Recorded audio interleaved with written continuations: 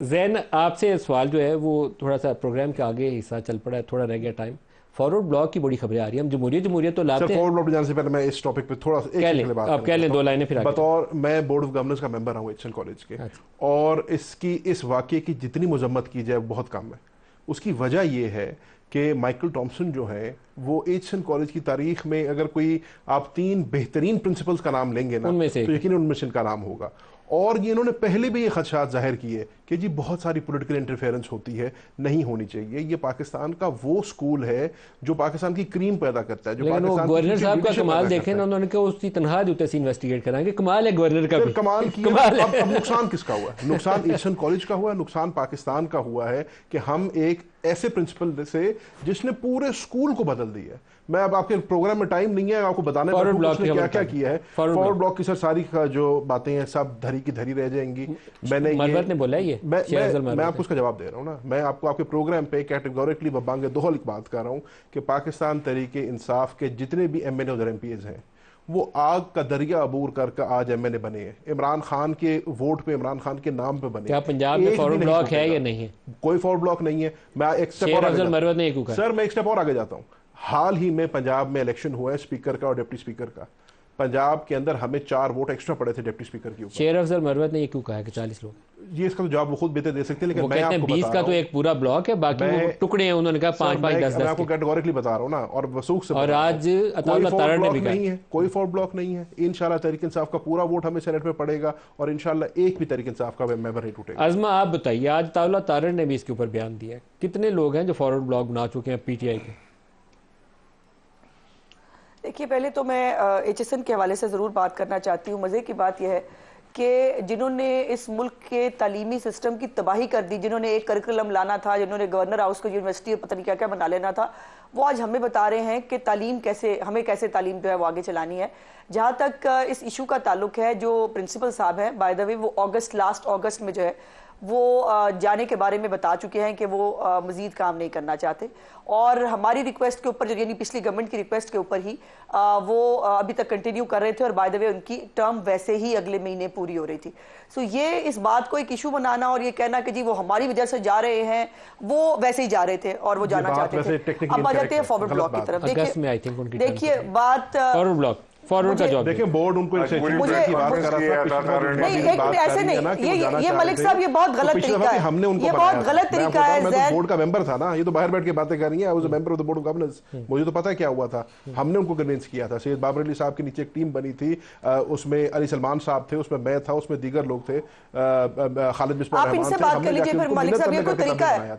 ये कोई तरीका है? मेरी बात में ही इज इंटरप्टिंग और वो बार-बार इंटरप्ट कर रहा है। अगर वो बैठे हैं, नहीं, ये गलत बात है। अगर वो स्टूडियोज में है, उसका ये मतलब है ये स्टूडियो में है, इनको ये प्रिविलेज है कि ये किसी और को बात नहीं करने देंगे। फिर मैं इनकी बारी में मैं इनको बात नहीं करने दूंगी, फिर क्या करेंगे? ये गलत बात है। हमें बारी बारी थोड़ा सा मिचोड़ हो जाना चाहिए, एक दूसरे की बात के ऊपर हौसले से बात कर लेनी चाहिए, थोड़ा सा ग्रो अपनाओ। जहां तक फॉरवर्ड ब्लॉक की बात है, देखिए इनके, मैं अब क्या ही कहूं कि हमारे स्पीकर को 8 वोट ज्यादा पड़े थे। वो कहां से आए थे? फिर अजीब बात यह है कि हम किसी फॉरवर्ड ब्लॉक को सपोर्ट नहीं करते। इनके लोग खुद इनकी फितना फसाद पार्टी से अगर दूर जाना चाहते हैं, वो तो पार्टी नहीं है। वो सुन्नी इत्तेहाद तहरीक जो बनाई थी इन्होंने, वो भी पार्टी नहीं रही। इनकी फेवरेट जो पिशावर हाईकोर्ट है उसने भी कह दिया कि ये पार्टी पार्लियामेंट्री पार्टी, ये जो जिसमें फॉरवर्ड ब्लॉक कितने लोगों पर मुश्तमिल है पंजाब में? वो आजाद उम्मीदवारान है। नहीं, मुझे नहीं मालूम जी, मुझे नहीं मालूम कितने लोग पे मुश्तमिल है फॉरवर्ड ब्लॉक। एग्जिस्ट करता है क्या पीटीआई पंजाब में? फॉरवर्ड ब्लॉक एग्जिस्ट करता है? पीटीआई है ही नहीं ना मलिक साहब, अब कमाल कर रहे हैं। मेरी गुजारिश सुन लीजिए, पीटीआई तो है ही नहीं भाई।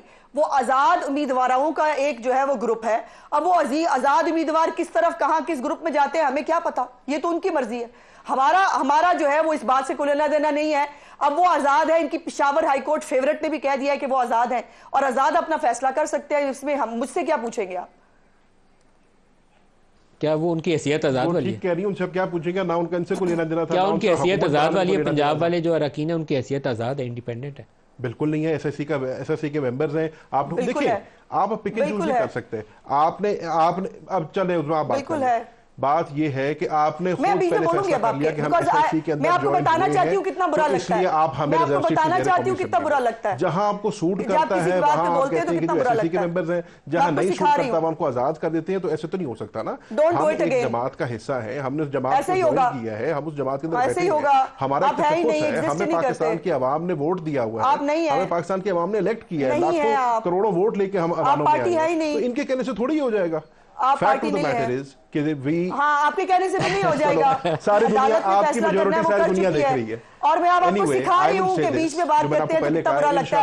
आई होप आपको लेसन मिला होगा, आई होप आपको पूरा उसका वोट मिलेगा और सेनेट इलेक्शन में हमारा एक बंदा भी नहीं टूटेगा। इमरान इस्माइल साहब, आप बताइए, ये खल्फशार कहीं समेटना है तो समेटने के लिए 2-3 बड़ी जमातों को लीडरशिप दिखानी पड़ेगी। एक है नून लीग, एक है पाकिस्तान पीपल्स पार्टी जो हुकूमत में है, और तीसरी है पाकिस्तान तहरीक इंसाफ जो अपोजिशन में। अगर ये तीनों लीडरशिप दिखाएं तो सारे मसलों का हल मिल जाएगा, ना दिखाएं तो खल्फशार खत्म नहीं होगा।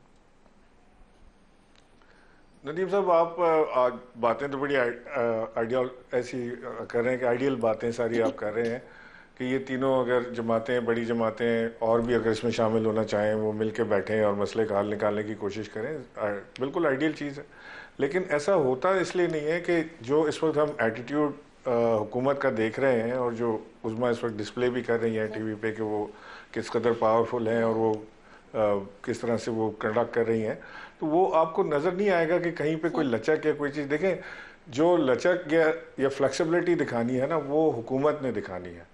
हुकूमत ही बुला सकती है, बात कर सकती है, रास्ता निकालने की कोशिश कर सकती है। और अगर हुकूमत ही बेंडिंग बैकवर्ड्स है कि जी वो ये तो जमात ही नहीं है, इसको मैं मानता नहीं, उसको मैं सुनता नहीं, प्रोग्राम खत्म होने पे आ गया है, तो एक अगर very quickly, very short answer, क्या इमरान इस्माइल वापस पाकिस्तान तहरीक इंसाफ में जाएंगे या क्या करेंगे? यस नदीम साहब, अभी मैंने कुछ इस बारे में सोचा नहीं, लेकिन देखें जब वक्त आएगा तो इंशाल्लाह फैसला जरूर कुछ करेंगे।